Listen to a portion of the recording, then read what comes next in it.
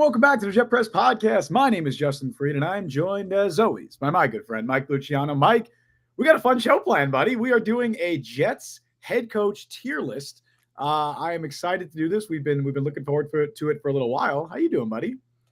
I'm doing okay. A little bit of a chilly day here. Yeah. But been a crazy day, even though apparently I pay for heat. I don't always get it in my little office here, so Nice. got to tough that out here. And been a little bit of a wild weekend for me, but I'm happy to go finally settle down and talk some Jets because finally they're going to hire the right head coach, I say to myself. We'll see. Some of these candidates are interesting. A real doozy of a list, 15. I can't remember ever a coach search having 15 people in it. And then I think like 13 GM candidates now. I think it's up to 13 GM. I've been buying on the GM candidates. I've seen the 15 head coaching candidates. Surely that's good when you're casting that wide a net, right? You're always going to find a winner doing that. Well, when you can bring in Ron Rivera, you got to do it. You have to. When you bring in a guy who hasn't coached in literally 10 years, you got to do it, right? When he was on TV today talking about the playoffs, you got to do it. That's true. So we're going to go and talk about the pros and cons of many of these coaches. Some of them are good. Some of them are really bad, and I don't even know why they're being considered. And probably half the list seems like guys only the Jets will be interviewing, which I think is concerning. That's maybe a little exaggeration, but there's some names on There's here. like 4 or 5 at minimum names that I don't think are going to show up on any other coaching searches except for the Jets. I can tell you this. I don't think another team is interviewing Jeff Ulbrich for a head coach job. I don't think any of the teams interviewing Rex Ryan for a head coaching job, which I will get to. I agree. So you could find us on Apple, Google, Spotify, Overcast, all the podcast platforms. We are there. And if you want to go support the show on YouTube, there's 2 ways. Old Jet Press listeners, you can like the stream. Thumbs up icon. All you got to do. Don't cost you a dime. All you got to do, move over, click. There you go. Same with subscribe. Move over, click. There you go. Free. Support the show. And you can join our 99-cent a month membership, and you'll get priority reply in those comment sections. Some of them really get kind of nuts, so that'll help you stand out and make sure your opinion gets read within reason. If you're doing weird stuff like happened in the middle of last stream where you saw stuff where you're like, okay, that is excluded from that. But for all other takes, 99 cents will get you to the top. Justin, we got head coaches to talk about. That we do. 15 of them 15 have either been interviewed or the Jets are requesting interviews with them. Yep. And they vary so wildly in competency from hires that, you never know any hire is going to be a slam dunk, but stuff that appears to be a slam dunk. Yeah. On face value, to some where you're like, if they do this, I don't know what I'm going to do with myself. I very rarely cry. I get sad. I'm not a crying person. I might cry if they hire some of the guys on this list. It might bring a grown man to tears.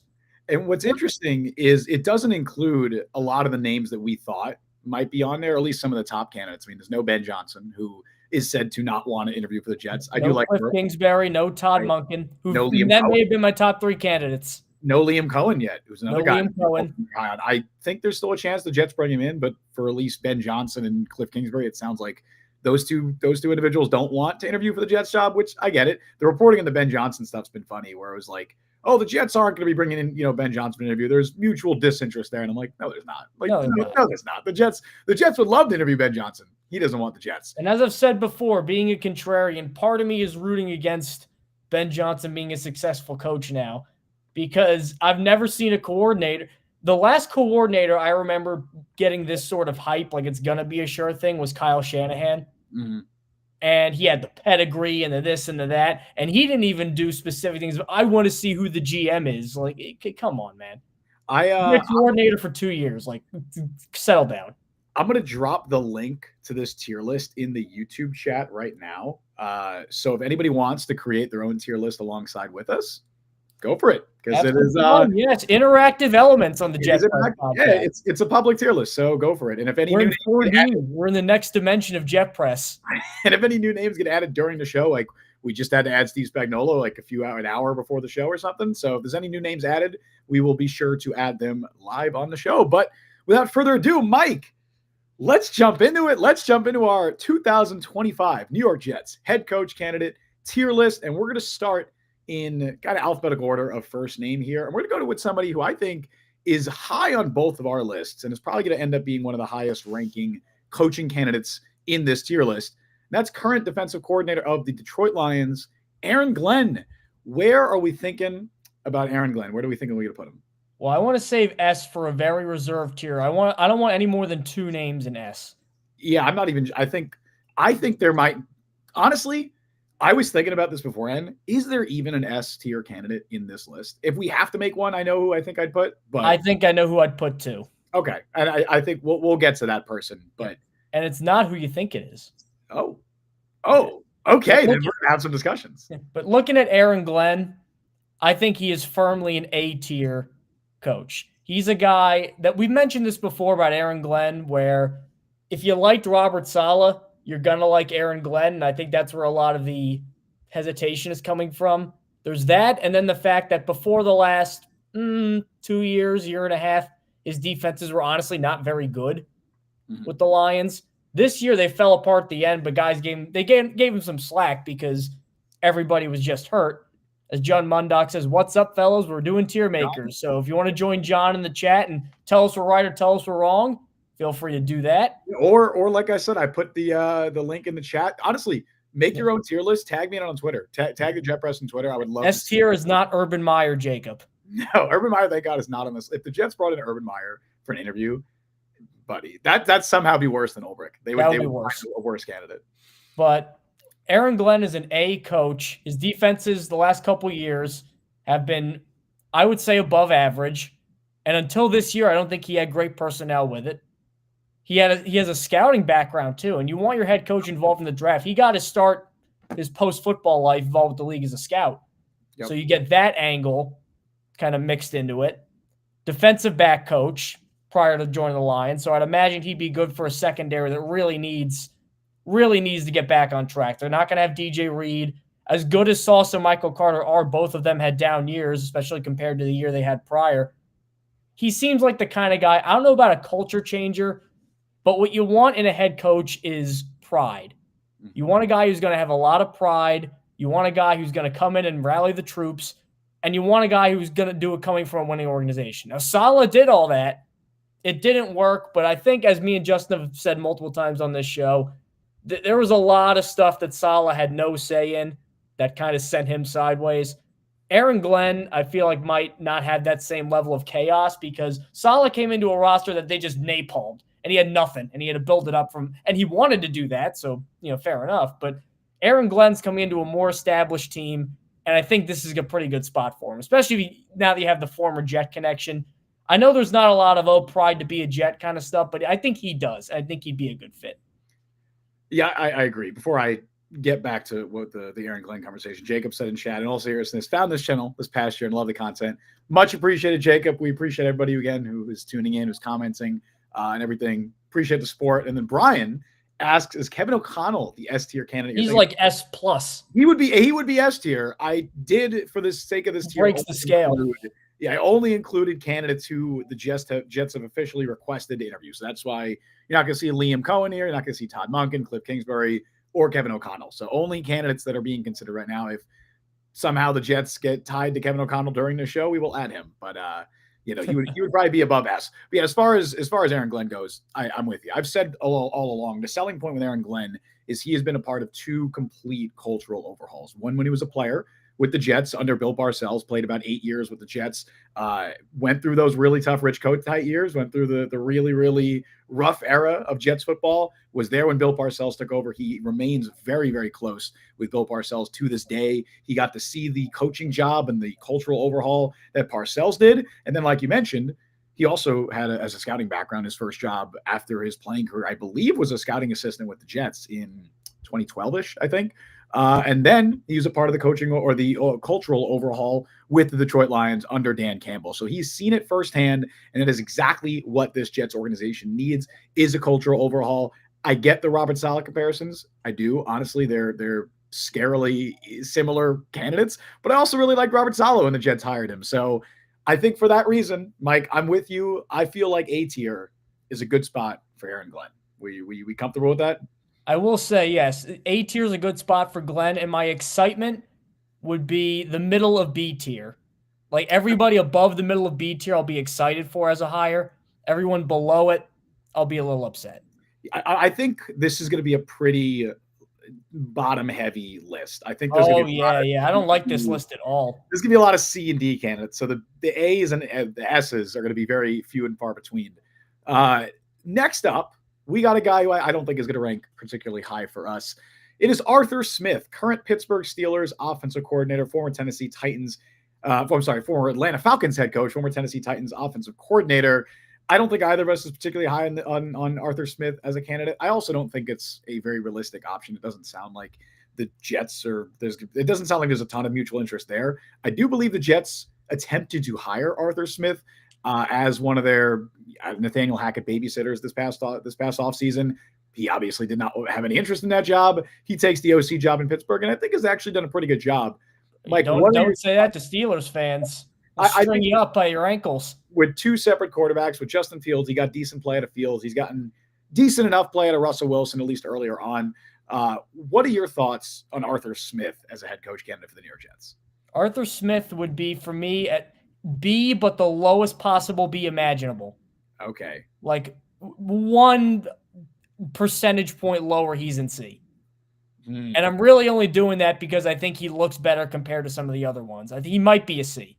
I thought you meant like appearance-wise, and I'm like, I don't know about that. No, what are we doing? Dating games here? If you're doing that, then I don't know. Cliff Kingsbury would be S tier if we were doing that. Andy Reid F tier, and Mike Vrabel still S tier. Yeah, because the good thing about Vrabel was that Robert Saleh could probably beat most coaches in a physical fight, and I feel like Aaron Glenn could beat a lot of them too in a physical fight, so you got to consider that. But Arthur Smith, he did head coach before in Atlanta, 7-10, 7-10, 7-10, 3 years in a row. Yep. He had the corpse of Matt Ryan, Marcus Mariota, and Desmond Ridder and Taylor Heineke. Those were his quarterbacks. So hard to win. Hard to win with those quarterbacks. They came close a couple times to finally breaking their playoff drought. Never quite got through. The thing that frustrates me about Arthur Smith is in Atlanta, he had nothing on defense for a long time. That was one of his problems. He had Dean Pease, who's one of the best defensive coordinators ever. So maybe he could hire a good staff, but he had Bijan Robinson. He had, for what it's worth, Kyle Pitts. He had Drake London, and yet Jonnu Smith and Kadero Hodge were like featured. Cordero Patterson, were featured parts of the offense. So I don't know if I trust this guy to get Garrett Wilson the most touches, Breece Hall the most touches. I do like that he's done it before, and I do think that it was hard for him to win, I think, in Atlanta because of the quarterback situation. I could see him working with a better quarterback, but I just don't think the Jets are going to give him that early on. If the Jets had a better quarterback, he could probably do something with him. He did something with Tannehill. He did something with Fields and Wilson. That's only why I'm putting him at B, because I think he is eventually a guy who can get a second chance as a head coach. I think the most impressive thing on Arthur Smith's resume comes when he was in Tennessee. Like you mentioned, the work he did with Ryan Tannehill. That, to me, stands out as like, okay, if I'm going to hire this guy, I'm kind of basing some of that hiring off this. I don't think Derrick Henry, too. He did have Derrick Henry, but they had a really, honestly, DK season with Derrick Henry, I think. They had a much better offense than, I think they had the highest scoring offense in like over 15 years with that Titans year, like for the Tennessee Titans, not in NFL history. But I thought he did a good job there. In Atlanta, not so much. Like you mentioned, the quarterback situation was rough, but you ask any Falcons fan, the first thing they'll tell you is, why weren't we using Kyle Pitts more? Why aren't we using Bijan Robinson more? The distribution of touches on offense was a problem, and that superseded the quarterback situation. I'm not ready to put him in B tier. I think he's a C tier candidate for me. Yeah, you're not going to get an argument from me there. I just think there's going to be a lot of C tier candidates. I think he might be. You have more on C. I think I've settled on C. He might be in the sort of upper echelon of C just because he has the experience and he didn't completely bottom out in Atlanta. Like, he wasn't winning 3 games a year. But I don't think he did a particularly good head coaching job in Atlanta, and that was only 2 years ago now. He's had 1 year away from the Falcons, and I don't think he's done enough to rehabilitate his image to make me think that he could be a good head coach candidate in the year 2025. Brian in chat has a comment on Arthur Smith. He said, I can't get behind Arthur Smith getting another crack after one season as an assistant with a middling offense at Pittsburgh. That is 100% where I stand as well. And Jacob says, too, is this based on if the Jets blow it up or if Aaron comes back? This is just quality of the candidate. Yeah, irrespective of that. So, yeah, but I'm with you on that, Brian. That is exactly where I stand at the moment. I don't think he did an awful job with the Steelers, but it definitely isn't enough to make me think that he is a great candidate or even a good candidate after the 3 years that we saw, which were, I would say, underwhelming. I'd hire him as a coordinator in a heartbeat. Sure, absolutely. And the Jets tried to do that sort of, kind of. Once his billionaire dad, because those that don't know, Arthur Smith's dad is the CEO of FedEx. That's right. I remember I kind of respect this guy. Could have not worked a day in his life, and he was like a position coach for the Tennessee Titans. I'm like, man, this dude just loves ball. And I'm reading his Wikipedia. His paternal grandfather, James Frederick Smith, founded the now defunct Toddle House. I don't like that word. Toddle House, a restaurant chain that serves as inspiration for the modern day Waffle House chain. I have a Waffle House take, Mike. Do you like Waffle House? I love Waffle. That's the one problem living up north is there's no Waffle House near me. We were driving to my uncle's wedding, and for some reason there was one in Wilkes-Barre, Pennsylvania, and I pulled off the road. I said to my brother, "We are stopping here. I don't care." They're all over waffles. I've only been to 2 Waffle Houses, and both times I've had a bad time. So my experience of Waffle House is great. I feel like this is going to make me sound pretentious at all. I'm absolutely not that. But they're like dirty, and the food is not. Justin, the food is not good enough. The food is not good enough to justify it. That is my take on it. Oh, it is totally, and they'll fight you. It's great. Maybe Toddle House, which is now defunct. But Arthur Smith, I think, will go into C. I agree. I think we'll put Arthur Smith in C tier. Next up, we got a guy whose stock has fallen quite a bit over the last year. I think last year at this time, people thought, oh, he's the next hot candidate in the coaching world. Now, after what we've seen him do this year in Houston, it's not gone so well. We're talking about Houston Texans offensive coordinator Bobby Slowick. Mike, where are you thinking of putting Bobby Slowick right now? Bobby Slowick for me, and I've gone back and forth on this because his stock has fallen. I'm going to say in B. Okay. So you're still going to put Bobby Slowick in B only because he was so good that first year. I think if he got hired after that year, that would have been a Dave Canales situation. Yeah.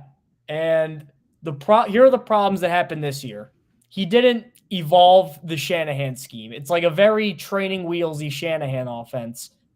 And he didn't really go beyond that, which I think hurt CJ Stroud. Yeah. Stephon Diggs got hurt. He was going to be a big part of their offense. He got hurt pretty quickly, so that hurts. The offensive Xavier Hutchinson, John Mechie are not Stephon Diggs.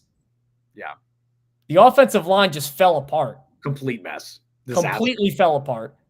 Laramie Tunsil, regression. Titus Howard, they had to move him around. Shaq Mason looks old. Kenyon Green is a horrendous bust of a pick. Terrible. Thank God Stroud made up for that, and they got away with that. It really just depends on... and that's why he's B, because that's average. Who do you think you're going to get? Are you going to get 2023 Bobby Slowick or 2024 Bobby Slowick? Because if you are going to get 2023, I don't think he forgot how to coach. And I don't think it's necessarily a fluke because a lot of these Shanahan guys seem to work. And Stroud, I think, is good. But if you think you're going to get 2024 Bobby Slowick, you're saying he peaked the first year and he can't adjust.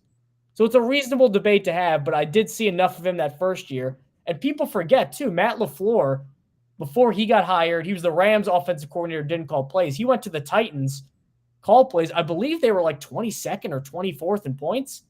And then he got hired as the Packers coach, and he was fine. Mm-hmm. So it could be a Matt LaFleur situation. I think Bobby Slowick is going to be a good coach one day, maybe even a good head coach. I think it's very early for that, especially after the year we just had. That said, I don't hate B tier because what I've said from the start is I like swinging for upside on coaches, right? I'd rather take my chance on a high upside offensive minded coach than a middle of the pack, decent defensive coordinator, right? Defensive minded coach, just because the upside, if you hit on an offensive coach, is immense. Like you have a system that you could build around for the foreseeable future. You don't have to worry about losing that guy. Bobby Slowick, if you hit on Bobby Slowick and you get 2023 Bobby Slowick, you have a really good offensive coach and somebody who I'm not sure if he's ready to be a head coach. In fact, I'd say I don't think he's ready to be a head coach right now, but he comes from that Shanahan tree, which has had a lot of success from he worked under Mike Shanahan and then Kyle Shanahan. I think Jets fans would get pissed though about another Shanahan hire. They would, but I don't care about Jets fans. Half the Jets fan base would support Rex Ryan as head coach, maybe more than half. So I don't really give a shit about. I think if they hired Gruden, half the fan base would talk themselves into it. Oh, 100%, dude, absolutely. John Gruden would have a significantly higher approval rating amongst Jets fans than 70-80% of the candidates that we're going to talk about today. So I don't really particularly care about what those people have to think. I'm in between B and C for him. I think if he's in B, it's the low end of B just because of the upside. Yeah, I'm with you too. Low end of B, but B nonetheless. Yeah, I'm comfortable putting him there. We can always revisit if there's other guys that we kind of want to move up. He's better than Arthur Smith, I'll say that. I do think he's better than Arthur Smith, just because I think the ceiling is higher with Bobby Slowick than it is with Arthur Smith. Again, it's not my favorite candidate, and I feel a little weird putting him in B because I wouldn't be excited if the Jets hired him, but I could talk myself into, okay, like I see how this could work if things go right. If you get him an offensive line that isn't starting Kenyon Green or Blake Fisher or whoever else they were starting last year who was terrible, I could see how it would work. And then you get him a quarterback, which he had in Houston in CJ Stroud. So I'm fine on the low end of B. I think that's. Let's jump around really quick because Chew says, I want McCown in any capacity, even head coach. What do you think about Josh McCown? All right, cool. Let's do Josh McCown now. Josh McCown. Josh McCown's another guy who I think it's very early for him to be a head coach. I think he's going to be a phenomenal coach one day. And by all accounts, he has what it takes. There's been glowing reviews of him in Minnesota. And obviously he interviewed for the Texans head coach job a few years ago before he was even in the coaching world for the most part. So I think he's on the NFL's radar a lot. I really like Josh McCown as an offensive coordinator. I'm okay with him as a head coach, partially because I think I just love Josh McCown as a person, and I think he's going to be a really good coach one day. But like I said, I think it is a bit too early for him. I think he's a B-tier candidate. I would put him ahead of Slowick because I'm more confident in his leadership ability based on what we've heard. I also think that he has some really good connections with players and then coaches around the league. I would love a scenario, which we'll talk about it, if they were to hire someone like Brian Flores, if he were to bring in Josh McCown as offensive coordinator. I think that's a perfect scenario, and I would love that. As far as Josh McCown as a head coach, I mean, look, if somehow that means the Jets are able to sign Sam Darnold and he sneaks free from Minnesota, now we're talking. I don't think that's going to happen. I'm fine B tier for Josh McCown. As John Munduck says, McCown pipeline to Darnold. I don't think so, but I would love it. They're really close, but I don't think Minnesota lets Darnold leave. Contrary to what the league seems to be doing, where they're not giving guys a lot of time now. I mean, Gerard Mayo got a year with a bad roster. Antonio Pierce got a year with a bad roster. Brian Callahan survives. I wonder why. But because Brian Callahan did a terrible job and has the worst team in the league. Real quick, look, I like Cam Ward as a prospect. Brian Callahan and Cam Ward feels like major bust potential. Like that feels like that could be a disaster. Someone else in Cam Ward could be really good. No, they could. I know. I'm just saying combining those two, that scares the hell out of me. That really does. Brian Sternbeck with a quote, I'm the reverse. I don't trust McCown as an offensive play caller. I'd rather him as a head coach than an OC for a defensive-minded head coach. I wonder why that would be. I mean, obviously he doesn't have experience calling plays at the NFL level. Well, that's it, yeah. And he's number 2 on the list because Wes Phillips is the OC for the Vikings. He doesn't even call plays. Kevin O'Connell does. This is true, but I think it's harder to be a first-time head coach than a first-time play caller. So if you're like, I trust his leadership, but it's really difficult to be a first-time head coach, especially when you have, what has he been coaching in the NFL 3 years now? 2 years. Like yeah. Carolina's quarterback coach before that, and then correct. Minnesota this year. And then he went to Minnesota. So there's such little experience there. It is a lot of responsibility to be a head coach, as we've seen with Jeff Ulbrich. Jeff Ulbrich's been an assistant in the NFL for a long time now, and he has been completely overwhelmed by being a head coach. Obviously, he's handling Antonio Pierce was too. Gerard Mayo was too. Right. So it's a lot to ask. Like I think I trust him to be able to be a play caller right away, more so than being a head coach, just because. But in continuation of the earlier point, I'd rather be a year early than a year late and miss out on a guy. Also true. I'd rather suck it up for a year, and then maybe if you trust him enough, he gets year 2 and 3. Maybe he's one of the rare guys that can handle. How long was Sean McVay an assistant in the NFL before he got a head coach job? It couldn't have been long, right? He had a couple years, Sean McVay. About 6 years, about 6-7 years. So a little bit longer. Honestly, double McCown. And he has a position coach for 2 years and an OC for 2 years. Yeah. So, it's a lot. It's a lot. I put him in B ahead of Slowick.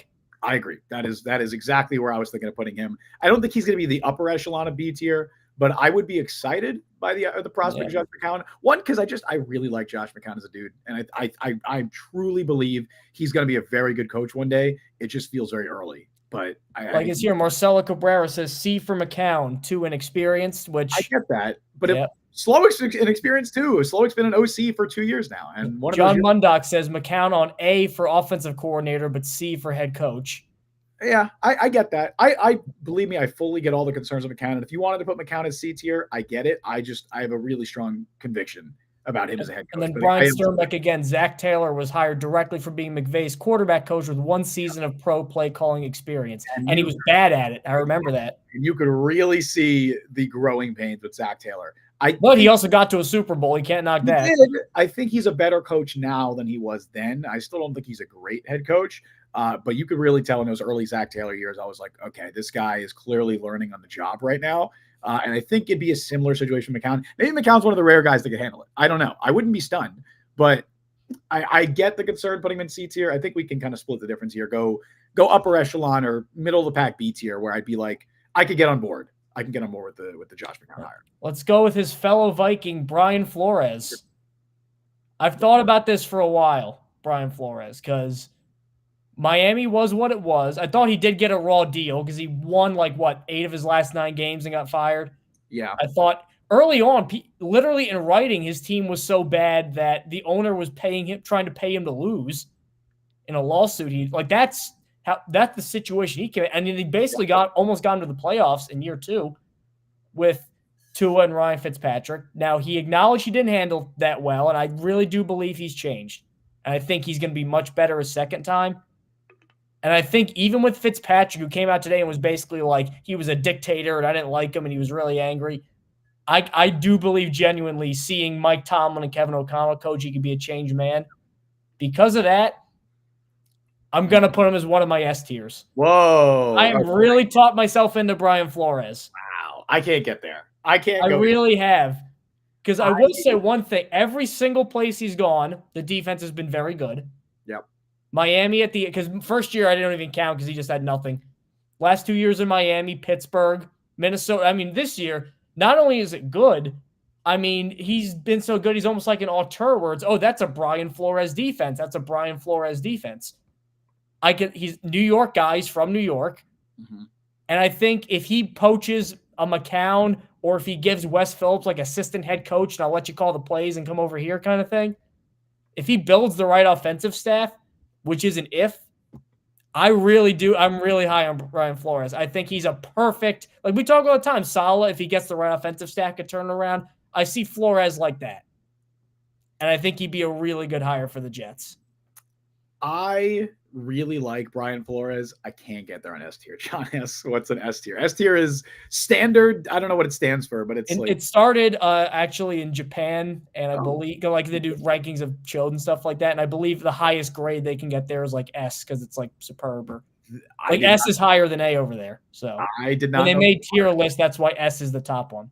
This is good. Of course, you would know that. That's a very Mike fact. Well, yeah, I actually was wondering that literally a couple of days ago when I Googled, why is S the number one? But there you go. You know why E or why F is fail? I just recently learned this. Or they skip E in the. Why there's no E grade? Yeah, they skipped it because actually, hold on. I knew it. God, hold on, I knew it. Damn it! Why did I bring it up? No, it was. Here's this great fact. What is it? Well, I don't know. Because it was back in the early 20th century, and the parents would see E on a grade and they would think it means excellent or something like that, and so they were getting very confused. So they made it. They just skipped E and made it F for fail because people are dumb. Right. So that's the story behind that. But anyway, Brian Flores. I like Brian Flores. I can't get to S tier because there are red flags. That S tier to me is home run, slam dunk, no doubt, obvious hire. Where if they hire this guy, I'm very confident they're going to be a really good coach. Brian Flores. I'd like to believe that he's changed. I'd like to believe that the mistakes that he made during his time in Miami are a thing of the past. And I think there's a really good chance. Even with the mistakes, he was a pretty okay coach, I thought. He also alienated a really good portion of the locker room. And it was a very very combustible situation by the end of his tenure at the Dolphins. But like you said, his first year in Miami, 5 wins with the worst roster in the NFL. That was the tank for Tua a year. Everyone was like, they're trying to lose every single game. They're not going to. They had a Monday night game. I want to say they were 0-7. And literally the entire segment was, is it ethical for the Dolphins to keep playing like this because they were trying to lose on purpose so bad? Yes. By the way, guess who his first win was against that year? Was it the Jets? Yeah. Yeah, of course. Of course it was. Of course it was. Of course it was. But yeah, he did a phenomenal job. And I remember I have friends who are Dolphins fans. They loved Brian Flores. That first year, and even the second year, they loved the guy. Unfortunately, I mean, look, so we'll talk about those Fitzpatrick. And honestly, McDaniel, as much as I like him in the offensive stuff, I mean, has he really improved upon Flores? Honestly, they went so far in the opposite direction. Flores was too much of a hard ass, and he was too much of a dictator, as Fitzpatrick said by the end of his tenure. Now, and I hate using this analysis because it's so like, I don't know, it's very minimal analysis, but they're soft. Like, the Dolphins are a soft team. They're very soft. Come December, every single year, the same thing happens. So I think they kind of overcorrected there. I think Ulbrich made the Jets kind of soft, and I think that's part of my opinion. Yeah. Not in like a lunkheady, like, oh, yellow guys kind of way, but like, right. Flores has this edge to him that I like. He does. So I'll say this about Brian Flores. I like him. I think that he did some really good things in Miami. I think he showed the potential to be a great head coach, not just a really good one. I think he showed the potential to be a great head coach, but he made some mistakes. He had some fatal flaws, which was he did not know how to handle a locker room, but especially by the end of his tenure, there were certain players who felt very alienated. And I mean, the stuff was mostly Fitz and two of the quarterbacks. It was, but it was other guys too. It was not just Fitz and Tua. As according to Fitzpatrick, if we're to believe what he says, it was very much sentiment in the locker room that Brian Flores had kind of, not even in the locker room, on the coaching staff, that he had kind of gone too much. It would become much more of a dictator. He brought in more of his New England staff. He got a big ego, and I think it ultimately tanked his time in Miami. But I think the last 2 years where he was in Pittsburgh and then he now was in Minnesota, or the last 3 years that's been, right? Pittsburgh was 2022, and then the last 2 were Minnesota. Last 2 was in Minnesota, yeah. He's learned under probably 2 of the best coaches that he could have learned from, because you couldn't find a more opposite coaching style than Brian Flores than Kevin O'Connell. Kevin O'Connell is super laid back, super player friendly. Mike Tomlin's Mr. Relate to players. And Mike Tomlin is Mr. Relate to players, but he's also Mr. Accountability, despite the fact that we sometimes see, with the wide receivers, Jordan Pickens, and over the years. But Deontay Johnson, I'll tell you this, Deontay Johnson wasn't doing what he's been doing over this past 6 months. He wasn't doing that stuff in Pittsburgh. I'll tell you that. Tomlin always knows right when they're gonna blow. Le'Veon Bell. He always knows right when they're gonna blow. Yeah, and he gets off. He does. Antonio Brown went to Vegas and immediately lost his mind. Not even actually literally before he played a game. Medically lost his mind. Yes. But yes, I think his time in Pittsburgh and in Minnesota have been really, really, really, really important for him. You think A is fair? Because I'm an S. You think I'm A tier with Flores? I understand the red flags, and they do scare me because I like him better than Glenn, though. I don't think so, because the red flags scare me. I think he has a higher potential than Glenn, but the red flags are scary, man. They are, because when you hear former players coming out, and Fitzpatrick did clarify, I want to point this out. Fitzpatrick did clarify that he thinks he has learned. He thinks that Flores has learned from his time in Minnesota and Pittsburgh, and he thinks that he's going to be a better coach because of it. But 3 years ago, this guy was running a locker room like he was running, a dictatorship. Like every Belichick assistant does that, and then he's like, "Oh, you don't have to be Belichick." Like that. That's the thing. That's an issue because outside of Vrabel, who wasn't really a Belichick assistant. He's kind of not. He's in the same vein, but he's not in the same. And Gerard Mayo, he's the other one who was too lax. And Gerard Mayo was too lax, but from Matt Patricia, Josh McDaniels, the red flags are there. So I think Mayo tried he tried too hard to not be Belichick. On purpose. Brian said, if I recall correctly, Kenny Stills and Will Fuller had poor things to say about Flores. Still didn't even play for Flores. Or Stills didn't even play Flores. Don't base your hiring off what Kenny Stills and Will Fuller. Hey, I've seen Kenny Stills. Kenny Stills seems like a cool dude. I'm just going to say that. Kenny Stills actually seems like a really cool dude.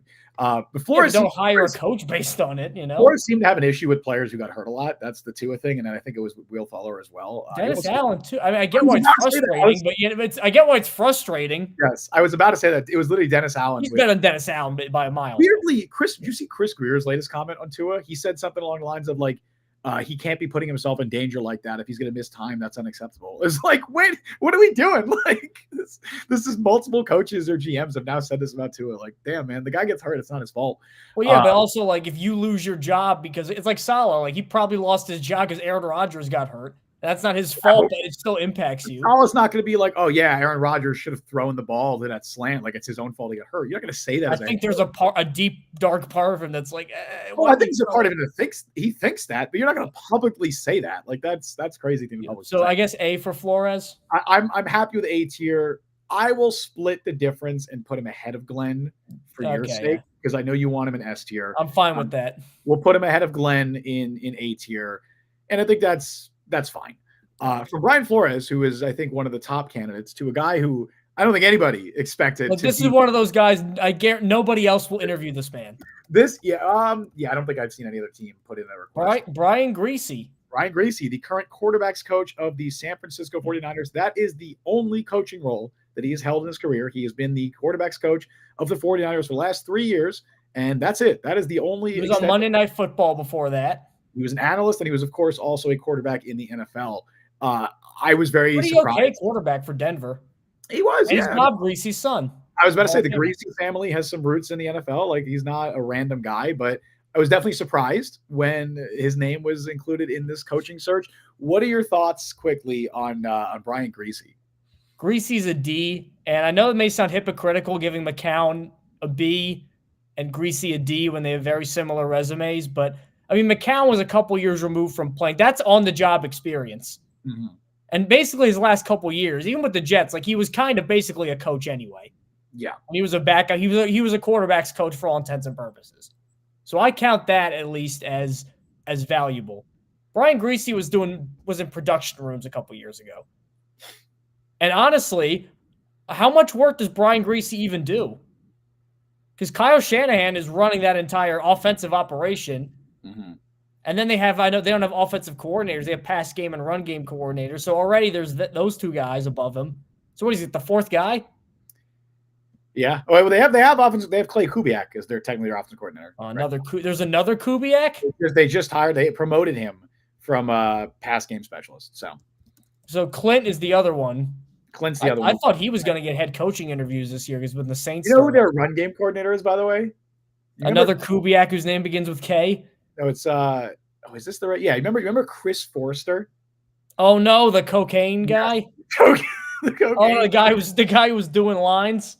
He is the videotaping it and sending it to his mistress or his wife or I don't know. He was the former Dolphins offensive coordinator who was definitely caught doing some illegal substances, and there was videos of that. So that was interesting. Mundock says Griese doesn't make a list. I'd put him in D tier. There's going to be candidates below Griese. I'd put him in D. I agree. I'm with you on that. Just because he's from Shanahan. I did just think of something, Mike. What if, and this is almost a nightmare scenario. I don't want, I could think of a worse scenario, but this is probably one of the worst scenarios. What if the Jets hire Brian Griese as head coach and Louis Riddick as GM because they work together on Monday Night Football? Oh, no. And they hire who's going to be DC Rex? Normally, oh my God, yeah, Rex is DC. Normally, NFL teams will look for connections and coaching. Steve Young, OC. Yeah, normally NFL teams will look for connections on coaching staffs. It's like, oh, this guy was, working with him. He was the offensive coordinator when he was the wide receivers coach. No, the Jets can look for the connection in the broadcast booth. But no, I agree, Brian Griese, solid D here. Also, Chu has a good point. Where's the athletic hit piece on the Patriots for their obvious disdain of the Rooney Rule? That is true. I think it just comes down to certain reporters have certain connections inside different organizations. And unfortunately, the Jets organization has been very leak prone over the last few years. But the Patriots did. That's a... I don't want to say a shame, but it is kind of shitty how they did that. How they included them in the same graphic. Graphic. They're just like, box checked. Okay, we can hire Vrabel now. Absolutely wild. Oh, that's a mess. Dan Orlovsky is quarterback coach. Dan Orlovsky is QB. Oh, he wants to coach too. That'll happen. Oh my God, please no. From one candidate who I don't think either of us is particularly high, to another guy that we talked about him briefly earlier in DMs, Mike, when we were talking earlier. But Darren Rizzy, who is the interim head coach of the New Orleans Saints, also former special teams coordinator too. I think by all regards an amazing special teams coordinator. Absolutely, sure, and that's fine.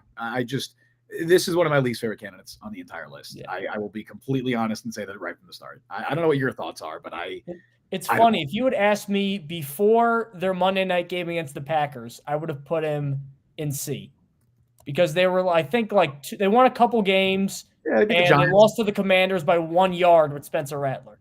I'm like, you know what? Because that team looked dead and it looked like he kind of ginned them up a little bit. I'm like, okay. Then that Packers game happened when he got shut out. I'm like, okay, he blew it. He blew it. And then they got kind of blown out by the Raiders after that. And he can't.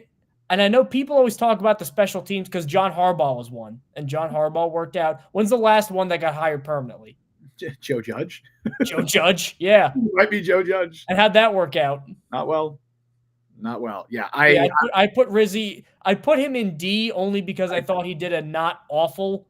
It's certainly not great, but certainly better than Ulbrich as an interim coach. I think D is fine. I would consider put him behind Griese though in D. I agree. I would consider F only because of what I'm going to say after this, and I think Jeff Ulbrich deserves his own tier. If we want to go that round, just give him make a new one, just nasty Ulbrich tier. I might make a new tier and label it U for Ulbrich. Yeah, might do that. But yeah, I'm fine with Rizzy in D tier. I'm shocked, honestly, that he's getting another head coach interview outside of New Orleans. If Ulbrich's getting his own tier, put him in F. Put him in F? All right, we'll do that. Ulbrich's getting his own tier, put him in F. On the spot right now. You're probably watching me do this right now. Ready?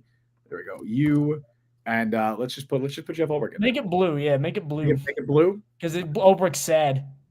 Make it blue. There you go. We got U for Ulbrich. I don't know. I like how it says FU. Like we really hate those candidates. It does. That's really funny.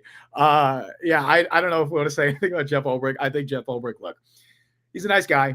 Adam Gase level bad coach.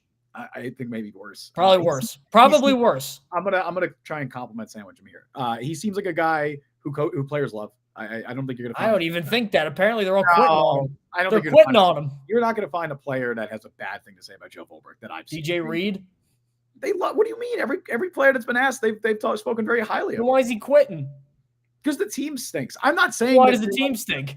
I'm not saying they think he's a good coach. I'm saying they love him. I'm saying they love him. It's a Hackett thing. Maybe. I mean, I think he could be a good defensive coordinator. Maybe. I don't know if he's going to be a DC this year, just because his stock is probably plummeted. And the last time he was a DC, honestly, was not very good in Atlanta. Yeah, but he had some success with the Jets. I know he was riding Saleh's coattails a little bit, but I think that will carry some weight. Although seeing what he did after Saleh was fired is going to really kill his stock. But I think he's a guy who players love. Clearly, he's someone who is going to have connections around the league. He's going to get a job somewhere else. He's also maybe the worst Jets head coach that I've personally ever seen. I think he was worse than Adam Gase. I understand the position he was put in was unenviable. The locker room was kind of revolting after Saleh got fired. It was a really bad situation. He retained his defensive coordinator responsibilities on top of his head coach responsibilities. That was a lot on his plate. It was a bad situation. I also think he did a terrible job in that situation. Everything was bad. So I think, yeah, I hate to be mean about it, but U tier. He gets his own tier. He gets the Ulbrich tier. I hope he does well. I wish him best at his next destination. It's not going to be with the Jets. He's going to interview, I guess, because that's the standard procedure. But no, man, I'm good. Jeff Ulbrich, you're all right, man. So let's look at Joe Brady, the offensive coordinator of the Buffalo Bills. Yes, sir. I mentioned I have 2 S-tier candidates. Whoa. He is one of the other ones. Really? S-tier? Big on Joe Brady. Big on Joe Brady. And I have been for a while. I thought everybody knows the LSU year, where that might be the best offense in college football history. That was him. Yeah. Goes to Carolina. You look at his passing production especially. Not bad considering who he had. Gets a raw deal, totally unfairly scapegoated, as we saw later with Matt Rule. What he's got Josh Allen doing in Buffalo, it's MVP stuff. And he's only 35. He's going to be 36 next September. So this is a possible Sean McVay level hit you could get here. He could coach the Jets for 15 years and be in his early 50s. Like they could, if he hits, it's easy street for so long. Now I know he's young, but honestly, look at all the other coaches who are getting hired. They're all 37, 38. What was Kevin O'Connell? 38 when he got hired? That's what you got to do now. If the Jets don't hire him either this year or next year, somebody will. I don't want to miss out on him. Everywhere he goes, his offense has been good. I am very in on Joe Brady. I think with O'Connell, you at least had a few more years of offensive coordinator experience. I mean, Joe Brady's been offensive coordinator for a year and a half, pretty much, because he took over as the interim interim OC last year. I mean, I guess he did it in Carolina too. Was kind of scapegoated, like we mentioned. I love Joe Brady. I love him as a candidate. Like I said, I love taking swings We on need guys. more Joe Brady's on this list. We do, honestly. That's Liam Cohen. I hope they still interview Liam Cohen, and if they do, he'd probably be A tier for me. I can't put him S tier. Maybe we have different criteria, because my S tier again is just slam dunk, no doubt, obvious. You're very picky with S. Yeah, S is the best. S is like you are a tier above everyone else. I don't think Joe Brady's a tier above Brian Flores as a candidate to me. I think they're in the same tier. I honestly, I'll put Brady ahead of Flores. I'll put him ahead of Glenn. I'm cool doing that. I have him ahead of Flores. Of all the guys he's interviewing, he's my number one. I think he has the highest ceiling in this list. If I could hire anybody, it'd be him. He has of the guys on this list. He has the potential to be a Matt LaFleur, to be a Kyle Shanahan, to be a Sean McVay, to be a Kevin O'Connell. Like, he can be the next guy on that list. He also could be a Brian Callahan. He also could be a whoever. Brian Callahan was like, nobody saw that coming, though. I'm just saying. There's other. He could be a Zach Taylor, who was a top guy. Aaron Glenn could be a Robert Saleh. I mean, absolutely, and that's why he's not an S tier, and that's why he's not an S tier for me, because I don't know if he's going to be a great head coach. I think Joe Brady has the potential to be really good. And Mike Vrabel could be a Cowboys Parcells. You never know. Yeah, I'm more confident that Mike Vrabel, and we'll get to that in a moment, but I'm more confident that Mike Vrabel is going to be a really good head coach than I am Joe Brady. I just don't know. I like to believe he can be, and I think his ceiling is so high. The work he's done with that Bills offense, with Josh Allen specifically, when he took over for Dorsey. He was the turnover king, and now he doesn't throw any picks. He was, and the difference between that Bills offense under Ken Dorsey and then Joe Brady. I mean, ask any. I'd like to say I don't think Ken Dorsey. I don't think he did a bad job in Buffalo. I feel like when he got fired, it was more so like the Bills had a lot of bad luck. They also got fired in Cleveland though this year. So. He did, but they ranked really high in a lot of offensive stats. I think it was because they were 5-5. They were disappointing. A lot of the Josh Allen picks weren't necessarily his fault. There was some bad luck in there. And I think they fired Dorsey and then a little bit regressed to what not regressed, but kind of went back to the mean of what they should have been. But that's not to take away anything from Joe Brady, who I think has been a fantastic offensive coach throughout his career. Like you mentioned, he did the stuff at LSU where he was their passing game coordinator. Had a bigger role than that. Like, he was really, really important to that LSU success.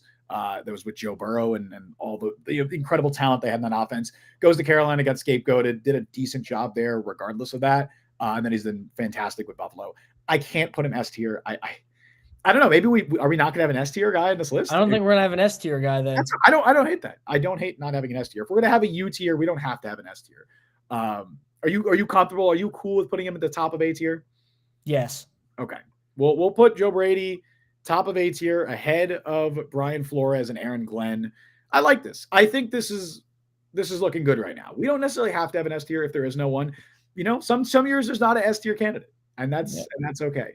Let's just get the elephant out of the room right now. Sure. Let's just talk about Rex. All right, we're gonna have a rough finish to this list. This is not a good ending. There's one good candidate remaining in this. You want to talk about you don't want to go with Vrabel first? Let's do Rex first. All right, Rex then Vrabel. Sure. Because Rex, I am very grateful for what he did in those first 2 years. He also, for the next 4 years after, was very bad. Mm-hmm. Could not get offense right. Didn't even try to get offense right. Didn't pretend to know anything about the offense. Trusted the wrong people. Didn't evaluate quarterbacks well. His act kind of wore thin. Everybody likes it now and when he comes in, but if you don't win with that, you just look like a clown. And he didn't win with that for 4 of his 6 years. I get the logic of, well, you've sucked since you let me go. Well, I'm the only guy who could. His whole argument is I'm the only guy who can win here. His argument is this organization sucks so much. Everybody sucks so much. The only guy capable of doing it is me. Did you see his answer when they asked him about his staff, like what that would look like? No. He was just like, oh, yeah, I'll figure it out. Like, we'll cross the bridge. You have a coach lined up? It's like, dude, you're interviewing for the head coach job. You got to know this stuff already.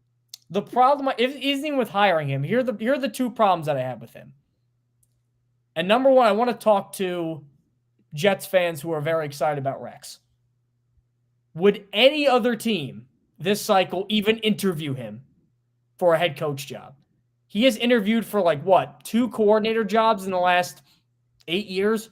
Broncos and Cowboys, right? Broncos and Cowboys didn't get either. Yep. Broncos look like they made the right call too.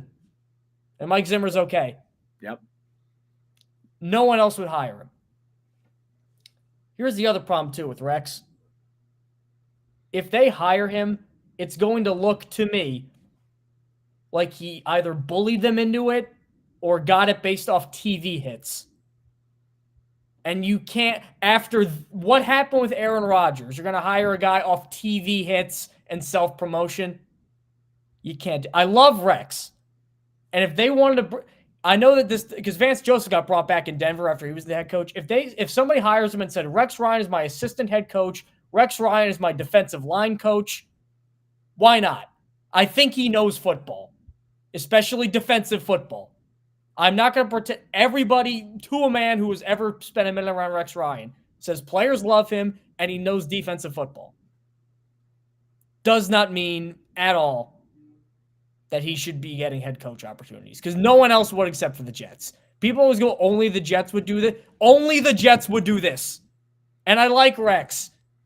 They should be trying to find the next Rex, who could be Aaron Glenn, could be Brian Flores. That's why I like both those guys. Not going back to the ex-girlfriend, which is what they would be doing with Rex. The Jets are trying to shed their image of being a farce. They're trying to shed the image of being a laughingstock around the NFL, which they have been for the better part of the last 2 decades at this point. Since he left. Since Rex Ryan left, the Jets have been a laughingstock. And honestly, even towards the latter days of Rex Ryan's last 2 years, yeah. They were a laughingstock. I mean, don't forget the Tim Tebow stuff. There was a lot of laughingstock. I was at Geno Smith, 2 of 8 3 interceptions. Yep. I was at that game with Greg McElroy playing. I was there. As David in chat says, the game has passed him by. The game passed him by 10 years ago. In Buffalo, it passed him by. By 2014, the game had passed him by. It's 2025. I will concede. Brian said Jeff Saturday. And the Colts are off TV. Jeff Saturday was also an interim coach, not a permanent head coach. But I'll give you that.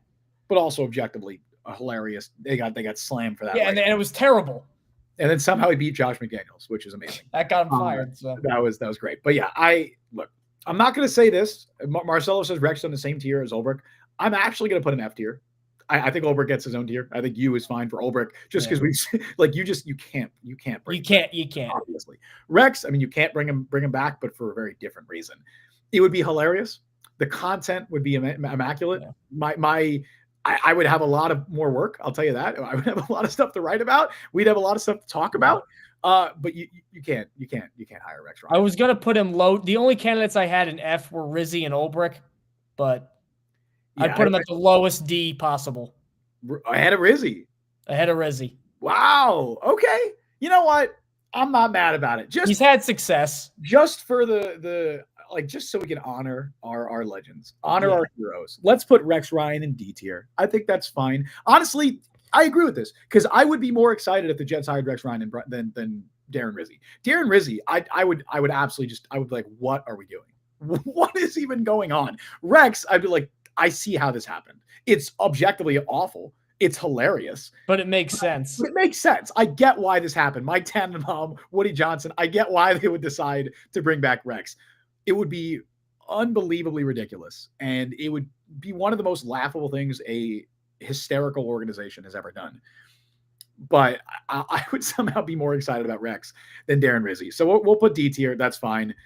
Mike, I'm looking at the rest of this list. There's 5 candidates. Let's talk about Vrabel then. Let's get him out of the way. So we're going to go Vrabel and then do 4 candidates that I don't have any interest. Well, pretty bad candidates, I'll say. Yeah. Not good ones. All right, Vrabel. Now, we have to preface this with, it seems like everything is pointing to he's going to go to the Patriots. Yeah. Which is a shame, because I think he'd be a really good head coach here. However, the Raiders are in play now after firing Pierce, just because of the Brady connection. Yeah, maybe, but it doesn't look like it's here. I agree. However, he is an A tier coach for me, not an S tier coach. Only because very interested. What got him was he started go with Arthur Smith as the coordinator. He did not replace him well. All these coaches that we complained about this year on the Jets, they're all his guys. Yeah. They're all guys he hired on the To be offense. fair, I think Downing did an okay job. I think this was the best coaching job Todd Downing has done in the NFL was this year. Which is saying something. Yeah, I don't think he was bad. He was okay. Yeah. But didn't replace him well. He did go 6-18 in his final 24 games with the Titans in a very weak division. I think he held on to Tannehill 1 year too long. And I think he's a good like CEO leadership. He's what they wanted. He's what they thought Saleh would be him. And I think he'd be, obviously Saleh wasn't as good of a coach as Vrabel was, but I feel like he'd be that same sort of leadership style as Saleh. And I think they need something a little bit different, either schematic excellence like Brady or just this like big fireball Brian Flores who gets everybody amped up. And Aaron Glenn, I think, has a little more like pizzazz to him. Mm-hmm. So I'm going to put Vrabel in A tier. I have him third on my list behind Brady and Flores, but he's an A tier coach for me because he's proven that he can do it. He got to an AFC Championship game. And because he's proven he could do it, that's why he was my only S tier, was Mike Vrabel. Because of all the candidates on this list, I know Mike Vrabel's a good head coach. I know he's very good. I think Joe Brady's a higher ceiling. I think Joe Brady could be a top 3 head coach in the NFL. I don't know if Vrabel is ever going to get to that level. Maybe. Yeah, I mean, I could see him if he goes to New England, which it sounds like he's going to, having a lot of success with the Patriots, especially now that they look like they have a quarterback and the bare bones of a roster, I guess, around him. What's your Rob Mayo? What was he supposed to do? I feel so, dude. Mayo got screwed over. That's he got like at least I applaud Robert Kraft for admitting like I did put him in. I did kind of screw him over. So then give him a chance to learn. Like if you're saying that, give him a chance to learn because imagine if they fired Dan Campbell after 1 year. Kyle Shanahan won 10 games in 2 years. Yep. But yeah, I know Mike Vrabel is a good coach, and I understand the concerns because the one red flag I do have is about his staff and what that might look like because the Tennessee staff, his offensive staff wasn't great. The reason that it doesn't concern me as much is because it sounds like if he's a head coach, now if he goes to New England, maybe all bets are off. Maybe he brings in Josh McDaniels. Who knows? Maybe they just get the band back together. I was really about to say they need something that isn't Belichick. That's the problem. I don't know. Maybe they do that. But I think if he were to go to Vegas or wherever, it sounds like Tommy Rees is high on his list of candidates. He spent time with Tommy Rees in Cleveland. He is the current passing game specialist as well as their tight ends coach. Tommy Rees was also the offensive coordinator at Alabama. And for those who remember him at Notre Dame, I was about to say, for those who are Notre Dame fans, he was the quarterback and then later a quarterbacks coach at Notre Dame. I believe he was their quarterback in like NCAA 14. So if you played that game and you remember Notre Dame, that was their quarterback was Tommy Rees. He's now a respected, very well respected offensive-minded coach who is rising up the ranks quickly. I would love Tommy Rees as offensive coordinator. And I think if you bring in Mike Vrabel, that's your package. I don't think the Cleveland passing game, though, is something to really shout about this year. He did a good job at Alabama with Jalen Milroe last year, especially Milroe looked a lot better last year than he did this year. And I think he is someone who is getting a lot of positive buzz around the NFL. That would be more exciting to me than if he were to bring, maybe he just kept Todd Downing or whoever. I don't know. Yeah, why would he fire these guys? Why would he fire the Keith Carter? Well, what was the relationship between Vrabel and Carter? Were they buddies at the end? I know Carter had a lot. Why would he fire Tony Dews? Would he bring Rob Moore on? That'd actually be kind of cool. What's wrong with Tony Dews? Was he bad? Was he a bad running backs coach? I don't know. It seems like you're not ripping the Band-Aid off too much. I think Here's a good question, though, from Marcelo Cabrera. Where would you rank Belichick if he was available? Oh, goodness. It would depend on the circumstances because Bill Belichick, the issue I have with Belichick and the issue a lot of teams seem to have with Belichick was that he wanted full autonomy. That's why he went to college. That's why he went to UNC. He can run everything. He wants to run everything. He can make his son a coach. I have no interest in giving Bill Belichick the keys to an entire franchise, including front office, in the year 2025. That man drove it, like, for as good of a coach as he was, even to the end of his days in New England, boy, was he a shit drafter. That man, look at those Patriots drafts, man. They are a mess. They're good on defense. They're bad on offense. Yeah, they're a disaster. He's drafted one skill position player who made a Pro Bowl, Gronk. Yeah. Gronk was the only one. It's really bad. So I would have no Aaron interest. Hernandez was good, and then If Belichick is going to be GM and head coach, I have no interest. If he's head coach and he gets to, obviously he's Bill Belichick, he's going to have input with the front office. That's fine. But if he's both, like he was doing in New England, where he's running the entire operation, I'm good, man. I put him around like McCown, Slowick, and B. Yeah, it depends on the circumstance. all he's got to do is plop the Super Bowl rings on the table, and that's a pretty good in an interview. If he's willing to actually cede some control to a legitimate general manager, he's A or S. But he's never going to come to the Jets. It's just, I mean, obviously it's completely hypothetical. He would never come to the Jets, and it doesn't sound like he's interested in returning to the NFL at this stage either. Yeah.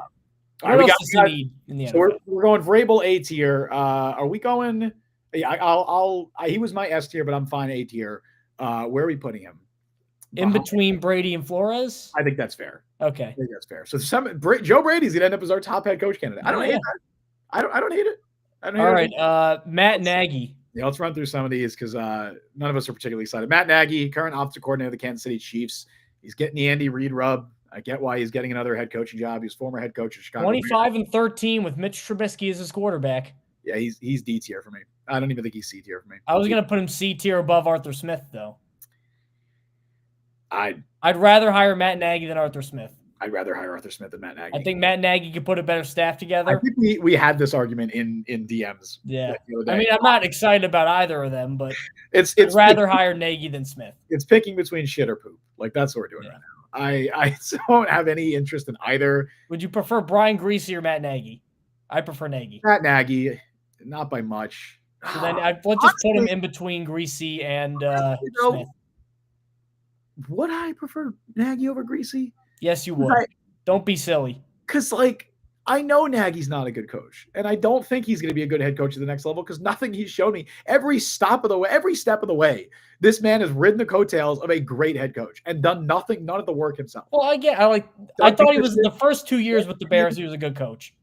Was he, or was the defense just incredible with great personnel? If you want to play semantics with anybody, Cliff Kingsbury, we both really like. He had a much worse record than Matt Nagy at the same time.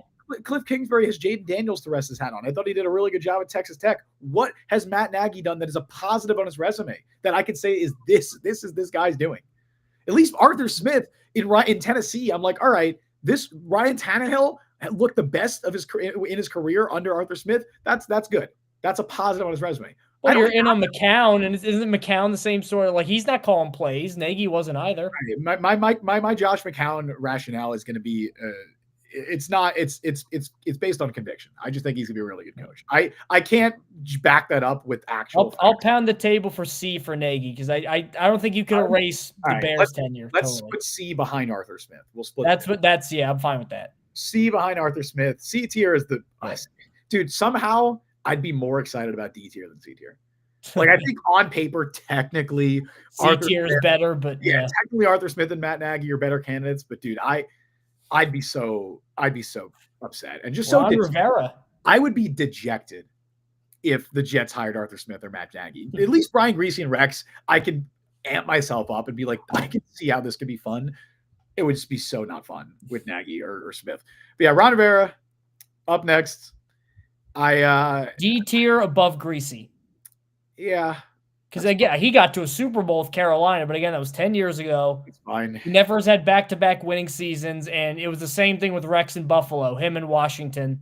He just looked kind of game and passed him by. Another good guy that I think could be good to have around is an assistant, but he's a D-tier head coach. He is a perfect consultant in 2025. That's what he should be doing at this. And everybody, he seems like a nice guy. Absolutely, he's beloved. He was beloved. He had a reputation as an ultimate players coach when he was in Carolina, and even in Washington, players loved him. 2025 D tier, I'd say. Yeah, I'm fine with top of D tier. He's not a serious head coach candidate in 2025. I get why they're bringing him in. Not someone we want the Jets to hire. Vance Joseph, the current defensive coordinator of the Denver Broncos, who was a head coach for 2 years with the Broncos and was pretty atrocious. Now he had Trevor Siemian and Case Keenum as his quarterbacks. Yeah. Tough road. Vance, I would put in C tier, maybe above Arthur Smith and Matt Nagy, only because maybe he takes a Sean Payton guy with him, and he at least is banking on the fact that this year he's in charge of a top 5 defense, I think. Yeah. Pat Surtain's playing like a defensive player of the year. Dude, you know who he could take?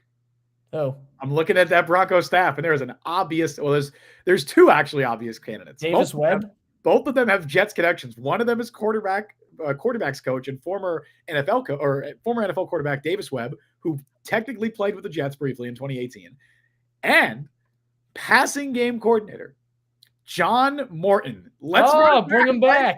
Let's run it back. 2015 John Morton, or 2016. Was it 2016 John? No. It was 2017 John 2015. Morton. It was 2017 was McCown. That was John Morton. Yeah. Yeah, 2017 John Morton was special, man. They don't know those days. They don't know about it. They don't know about 2017 John Morton, Mike. But again, I'd still think I'd put him in C. Yeah, no, I'm fine with C.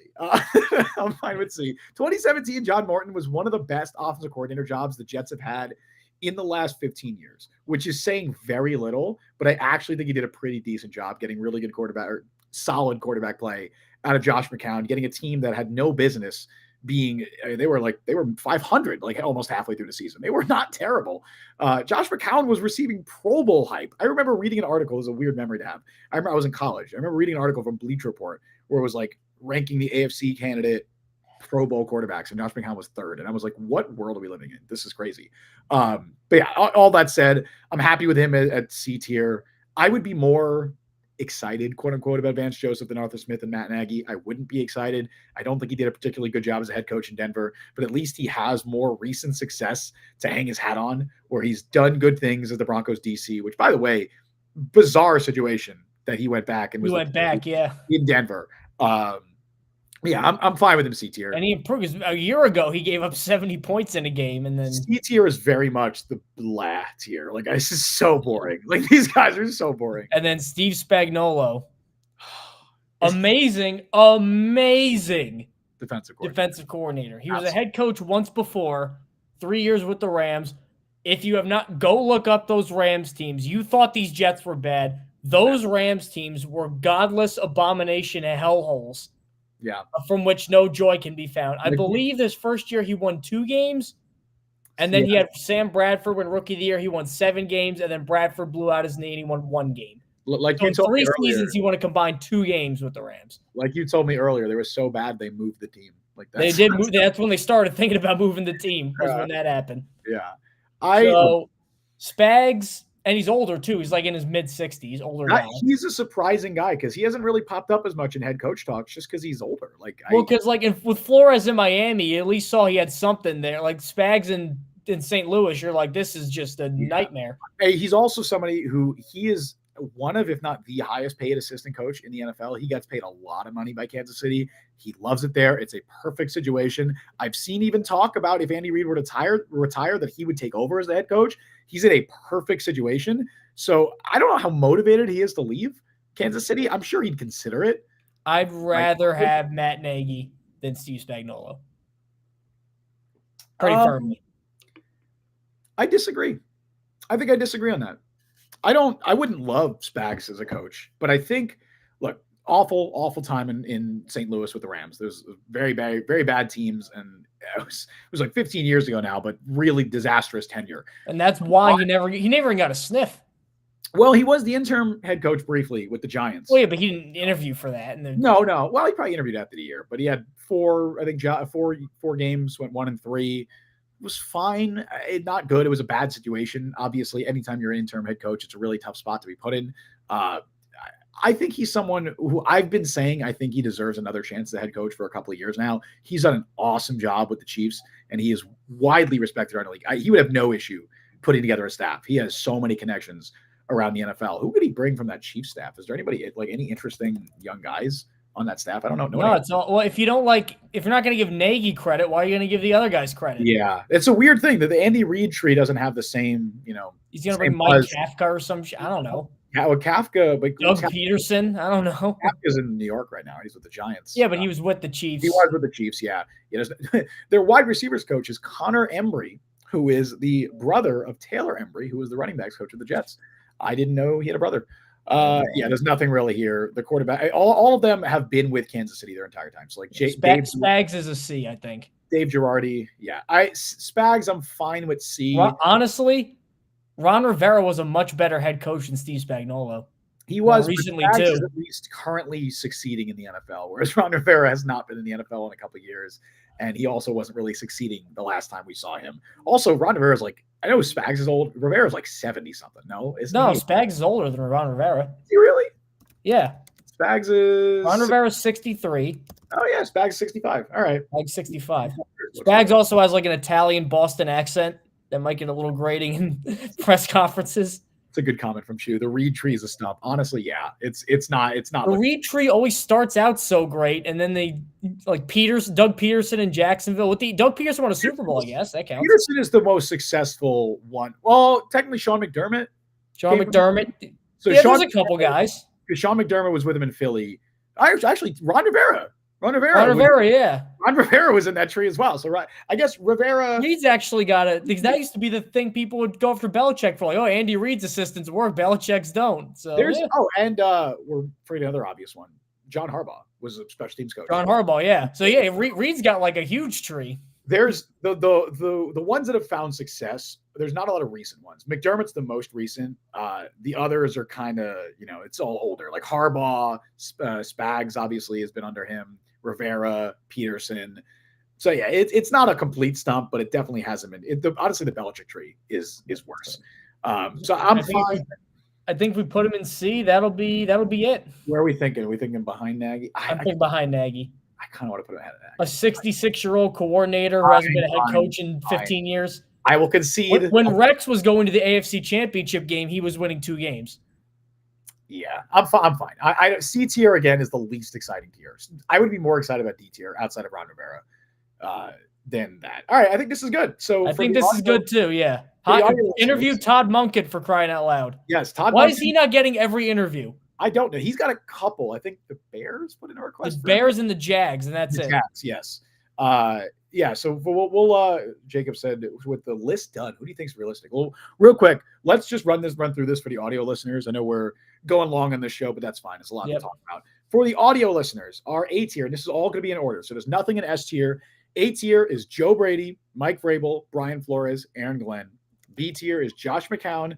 Bob being this high, but he is, in theory, I guess, a top 6. The first year was so good. Like, I don't think he just forgot how to coach. It's true. C tier is Vance Joseph, Arthur Smith, Matt Nagy, Steve Spagnuolo. D tier is Ron Rivera, Brian Griese, and Rex Ryan. Goodness gracious. What a trio that is. F tier is Darren Rizzy, and U tier for Ulbrich is Jeff Ulbrich. Coach Brick. That's our tier list. I think it's a perfect tier list. I think we nailed it.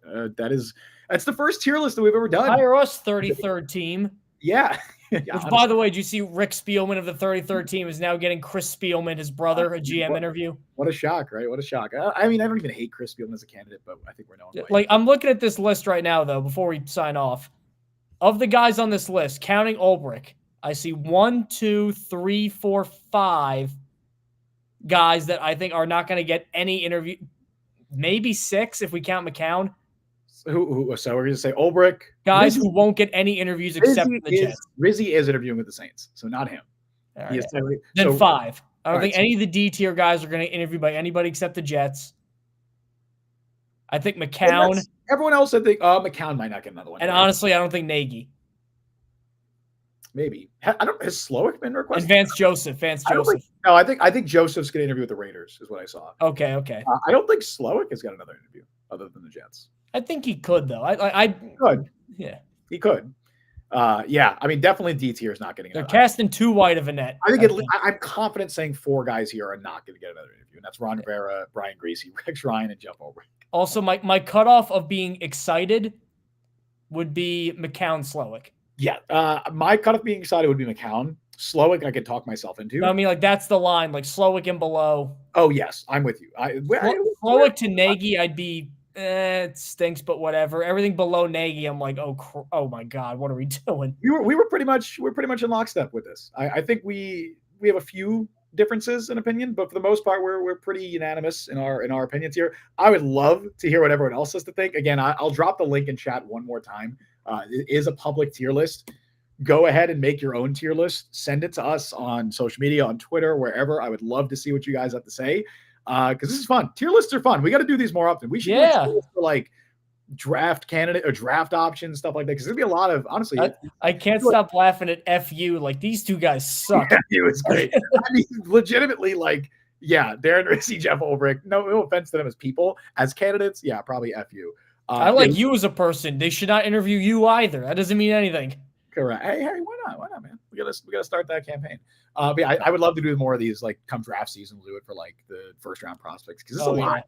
I'm excited for draft talk because there's a lot of different guys, a lot of different routes the Jets can take. But anyway, yeah, let us know what you guys think about our tier list. I think it's for our first tier list. I think we slam dunk. This is 100%. We did a perfect job. Feel free to sign us off, Justin. Yes, sir. Until next time, we will be back next Wednesday. No midweek show or no weekend show because there's no. Also, game. Ryan Grigson just interviewed for the Jets GM job.